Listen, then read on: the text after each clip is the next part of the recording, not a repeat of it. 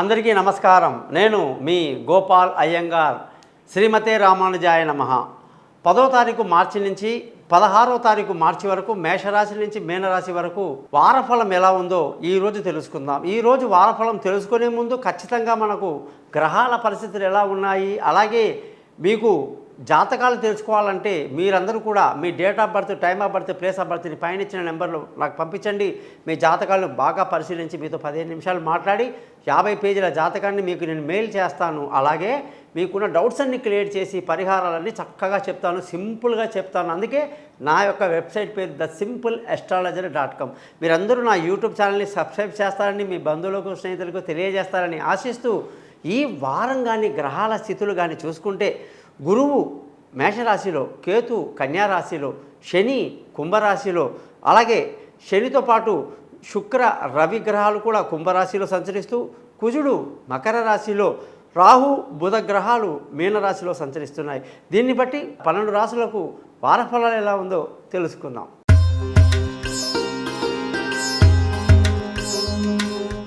మీనరాశి వాళ్ళందరికీ కూడా 10వ తారీఖు మార్చి నుంచి 16 మార్చి వరకు ఈ వారమంతా కూడా ఎంతో అనుకూలమైన వాతావరణంలో ప్రశాంతంగా ఆనందంగా గడుపుతారు. విందులు వినోదాల్లో పాల్గొంటారు. ధన ఆదాయం బాగుంటుంది, కుటుంబ సంతోషం బాగుంటుంది, పిల్లల చదువులో మంచి రిజల్ట్స్ వచ్చి మీకు సంతోషాన్ని కలిగిస్తాయి. బంధువుల స్నేహితుల సహాయ సహకారాలు పరిపూర్ణంగా సంపూర్ణంగా ఉంటాయి. ఎంతో మానసిక ధైర్యాన్ని కలిగి నలుగురికి సహాయం చేసేటువంటి పరిస్థితిలో ఈ వారం కనిపిస్తుంది. విలువైన వస్తువులు, భూములు, వాహనాలు ఏదైనా సరే కొనడానికి ఎంతో అనుకూలమైన వాతావరణం. గృహ ప్రవేశాలకి, కొత్త ఇల్లు కొనడానికి కూడా అనుకూలంగా ఉంది. తల్లి ఆశీస్సులు బాగా ఉండి ఈ వారమంతా ముందుకు దూసుకువెళ్తారు. సంతానం విషయంలో చక్కటి ఆలోచనలు ముందుకొచ్చాయి. వాళ్ళ చదువుల విషయంలో మంచి శ్రద్ధ తీసుకుంటారు. విదేశీ ప్రయాణాలు బాగా లాభిస్తాయి. విదేశీ చదువులు ఫలిస్తాయి. అలాగే తెలివైన నిర్ణయాలు తీసుకుంటారు. ఆరోగ్యపరమైన విషయాల్లో ఎటువంటి బెంగ లేదు. ఎటువంటి పిండిని బండను కూడా పిండిని చేసేటువంటి శక్తి కలిగి ఉండి, చక్కటి ఆరోగ్యాన్ని కలిగి ఉండి, శత్రువులు మిత్రులని చేసుకునే శక్తి మీకు ఈ వారం కనిపిస్తూ ఉంది.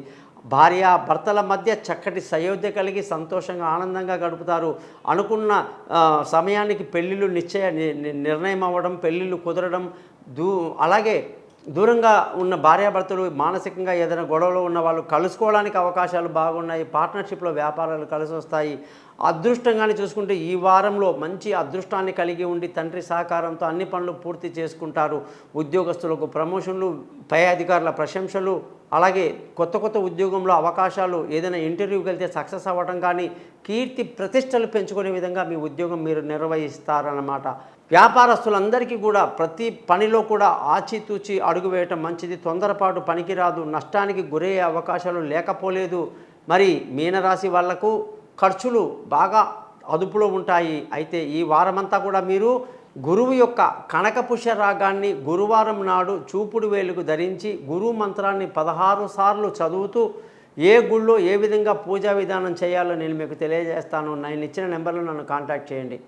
చూశారు కదా, మీరందరికీ కూడా ఈ వారం ప్రత్యేకంగా ఎవరెవరు ఏ రత్నాన్ని ధరించాలి, ఎలా ధరించాలి, ఏ వేలికి ధరించాలి, ఏ రోజు ధరించాలి, ఏ మంత్రం చదవాలి, ఏ గుళ్ళో పూజ చేయాలి అనేది క్లియర్గా చెప్పడం జరుగుతుంది. మీరందరూ కూడా పైన ఇచ్చిన నెంబర్లో నన్ను కాంటాక్ట్ చేయండి. మీతో నేను మాట్లాడతాను. నమస్కారం, మీ గోపాల్ అయ్యంగార్.